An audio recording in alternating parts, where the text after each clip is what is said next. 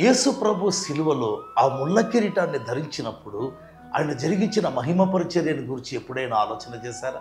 గెత్సెమన తోట వరకు స్వస్థత పరిచర్య జరిగించాడు. ఆ దాసుని చెవి తెగనరికినప్పుడు బ్రహ్మాండమైన తన స్వస్థత శక్తిని చూపించాడు.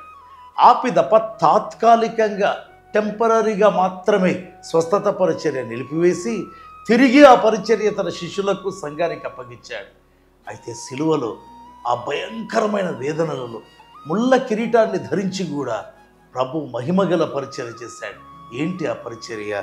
రక్షణ పరిచర్య. దేవుని బిడ్డలారా, బైబిల్లో గమనిస్తే లూకా సువార్త 23వ అధ్యాయం 43వ వచనం, అందుకాయన వానితో, నేడు నీవు నాతో కూడా పరదైసులో ఉందువని నిశ్చయముగా నీతో చెప్పుచున్నానని.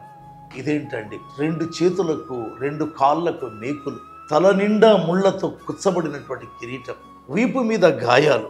ఈ సమయంలో రక్షణ పరిచర్య అవసరమా? కానీ ఇక్కడ కూడా ఇంత గాయాలలో, ఇంత బాధలో కూడా ఒక వ్యక్తి రక్షణ కొరకు ప్రభు ఆ ముళ్ళ కిరీటము ధరించిన తల ఆ వైపు, పశ్చాత్తాపడిన దొంగ వైపు చూచి రక్షణ పరిచర్య జరిగించారంటే రక్షణ పరిచర్య ఎంత ముఖ్యం. ప్రతి సేవకుడు రక్షణ పరిచర్య విస్మరించవద్దు. విశ్వాసి ఇతరుల రక్షణ కొరకు ప్రార్థించు, పనిచేయి. ప్రభు నిన్ను దీవిస్తాడు.